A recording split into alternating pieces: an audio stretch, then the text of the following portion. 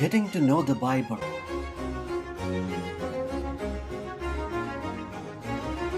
Father Claudio Doglio.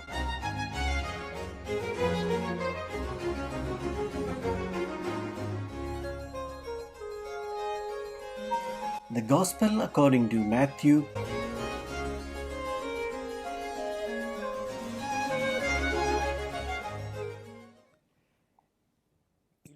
The Gospel according to Matthew focuses on the figure of Jesus, the new Israel. It is Jesus who fulfills in his person the promises to the ancient people. The evangelist Matthew presents, in fact, the fulfillment of the scriptures in the person, in the life, and in the public ministry of Jesus.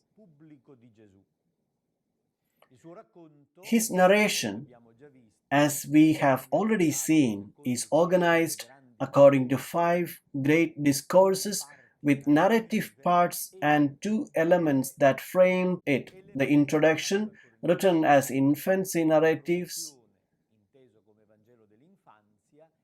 and the conclusion with the passion, death, and resurrection of the Lord.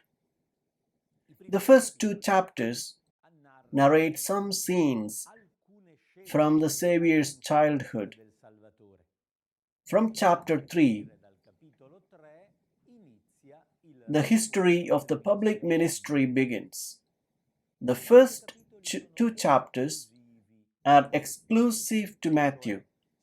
That is, it is an elaboration of the school of scribes who produced the first gospel.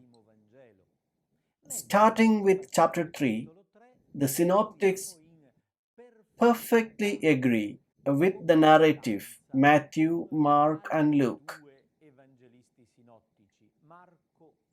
Mark, in fact, begins the narrative with the preaching of John the Baptist, while Luke and Matthew present the infancy narratives. Still, Matthew goes his way and Luke goes his way. They have nothing in common.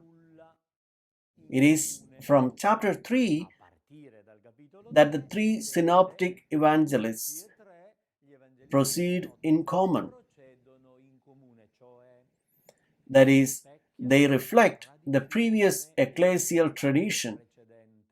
It means that all 3 synoptics have worked the apostolic material, probably already in writing and surely transmitted orally in established ways. The evangelist is a writer, an editor.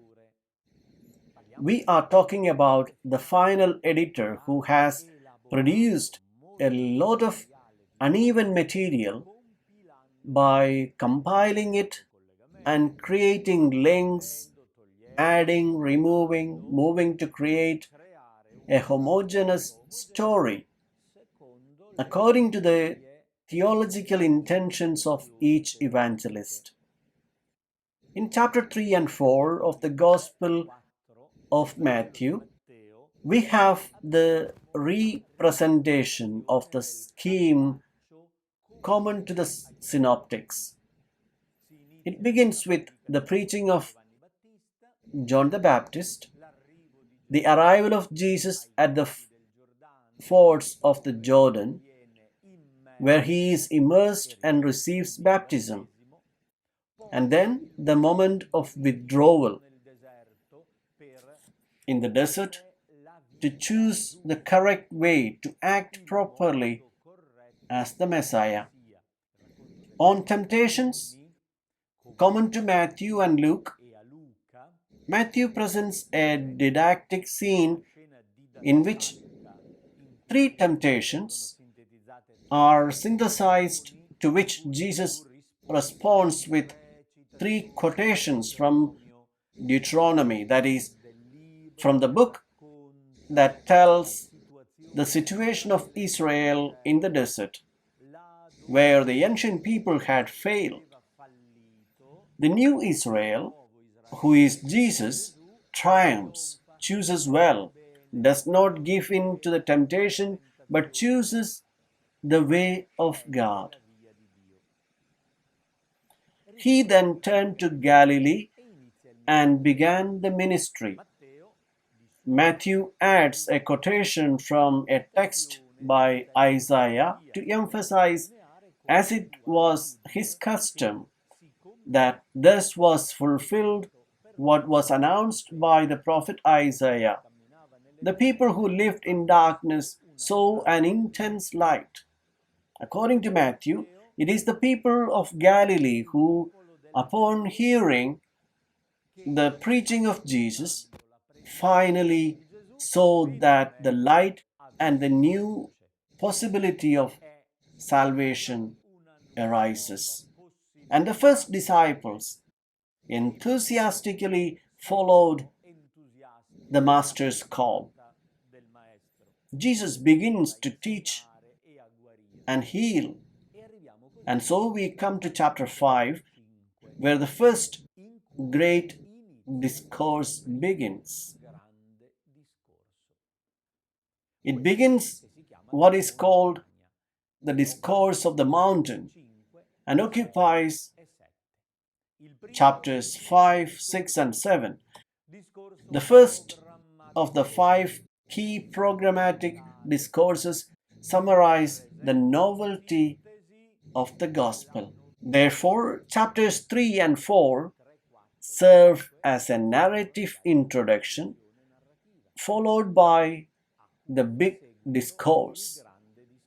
In chapter 7, the discourse ends with an editorial formula with which the evangelist emphasizes, when Jesus finished his discourse, the crowd was amazed at his teaching. When Jesus finished his discourse is a formula which is repeated 5 times and marks the end of each of the 5 parts.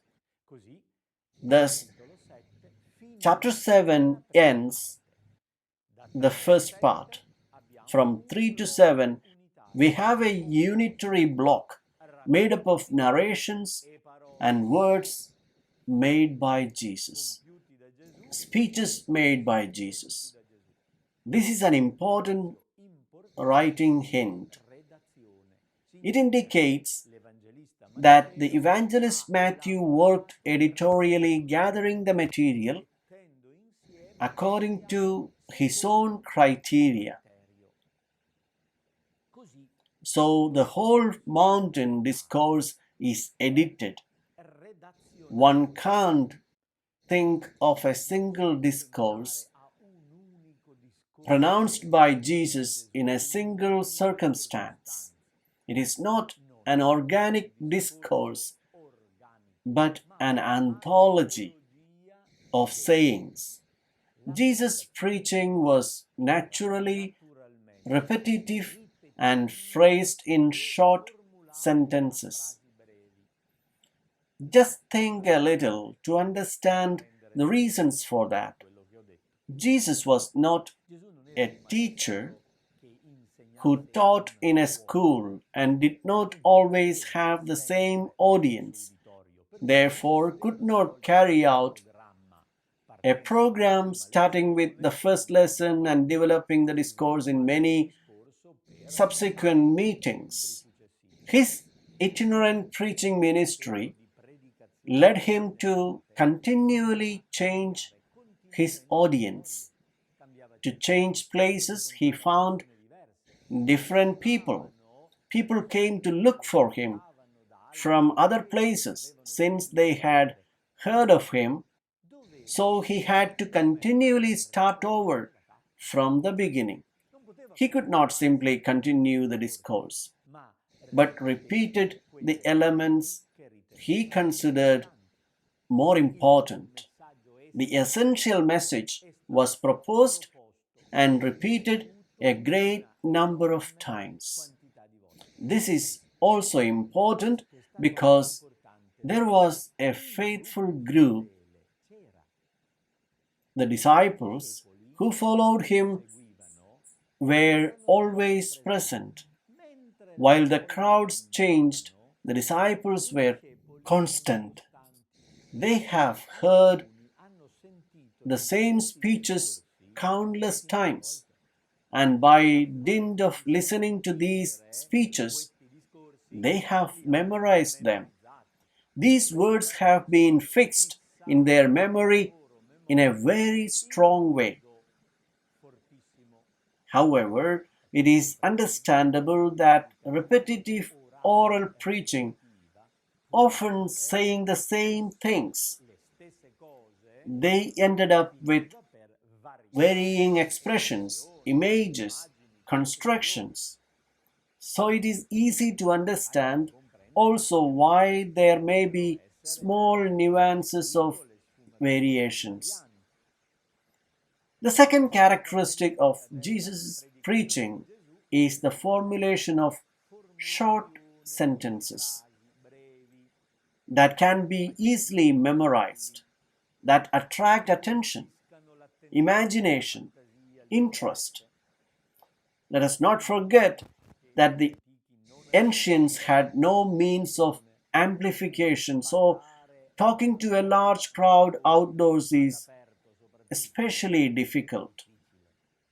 You cannot make a peaceful speech that lasts for a long time with a normal tone of voice. To speak in public, in the open air, for a long time, you need to raise your voice, almost screaming, as if one cries to do something like that. One soon realizes that the sentences should be short. They become the proverbial phrases of the message. They are slogans. That's why the preaching of Jesus is schematized in this way. The announcement to the crowds is made through formulas, proverbs, wisdom principles, well constructed in the original language. They had to be rhythmic, maybe even rhymed with puns, just like our proverbs, so that those who heard it were surprised by the phrase and easily memorized them. And having to repeat what Jesus had said was easy to rephrase 2 or 3 sentences pronounced by the Master. This also favored memorization on the part of the disciples, thus creating the apostolic tradition.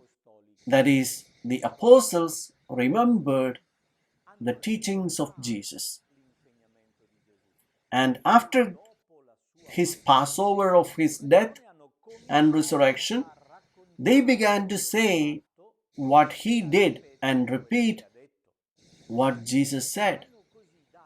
They shaped the narrative episodes and the sayings, the logia. Each of these logia was a reality in itself. By logion, we mean a word, a phrase, an expression, an image, a unitary saying, not inserted in a narrative episode, but a separate phrase. The disciples have memorized many and repeated them, orally first and then made written collections. When the evangelist Matthew writes his gospel, he has a great deal of material at his disposal. We mention the logia, the sayings of the Lord. Of this great oral or written anthology, which were the sayings of the Lord, the publisher evangelist took some sayings and put them together. in an organic discourse. Thus, he produced the five discourses that structure the first gospel. We have said that with chapter 5, the discourse of the mountain begins. In this great anthology, 3 chapters long, the evangelist Matthew collected many logia, did editorial work in which he put traditional material together, giving it a particular organization that makes those sayings the programmatic discourse of Jesus. The great portal of this discourse is constituted by the Beatitudes. Let us read the beginning of chapter 5. When he saw the crowds, he went up the mountain, and after he had sat down, his disciples came to him. He began to teach them, saying, "Blessed are the poor in spirit, for theirs is the kingdom of heaven." And the list of the 8 Beatitudes continues. The introduction, therefore, recalls the mountain. Jesus went up the mountain, and that is why traditionally we call it the discourse on the mountain. The geographic detail has a theological value. It is not mentioned simply because Jesus climbed a mountain as a note to describe the landscape, but there is an intention of a theological reference to the Old Testament. The mountain par excellence is Sinai. The Lord went down the mountain to meet with Moses to give him, as mediator, the covenant, the law for Israel. Some say that in the Gospel according to Matthew, Jesus is represented as the new Moses that gives the new law. I would say things are different because Moses climbs the mountain to receive the law. Jesus, on the other hand, goes up the mountain to give the law. Therefore, Jesus does not appear in the role of Moses, but in the role of God Himself.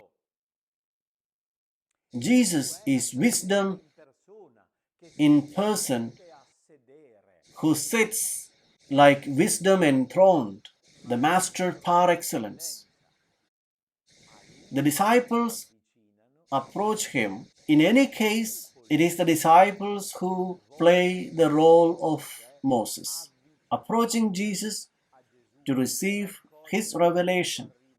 The mountain is the symbolic place of the encounter with God. The discourse on the mountain reveals Jesus as the Lord who does not simply give a new law, but brings the covenant to fulfillment, performs what has already been given. Now he gives the fulfillment, the novelty that he himself is in his person. The Beatitudes are an anthology drawn up by the apostolic tradition. We also find a list in Luke where, however, there are only 4 while Matthew has 8. It means that the first evangelist has particularly touched up this text. We can't ask if there were 4 or 8. Perhaps there were many more, in the sense that in preaching, Jesus used many times the proverbial form of the Beatitudes. It is a technical expression. It's a way of congratulating, We also use the adjective happy many times for exclamations. Happy you all, because something very important happened that I appreciate, admire, and congratulate. I congratulate you for how lucky you have been. The important element of the Beatitudes is not, therefore, the qualification of people, the poor in spirit, those who mourn, the meek, but in the promise, in the cause that determines the Beatitude. You are blessed not because you are poor, but because yours is the kingdom of heaven. The important element is that the kingdom of heaven is yours. This is the gospel. God, who is the Almighty King, Lord of heaven and earth, is on your side. Blessed are you. In the other formulas, we often find a passive future. You will be comforted. You will find mercy. And you will be satisfied. The action of God through this divine passive is underlined. It is God who will comfort them, who will make them heirs of the earth, and who will treat them with mercy. The work of God in favor of humankind that begins now and lasts for eternity is the reason for happiness.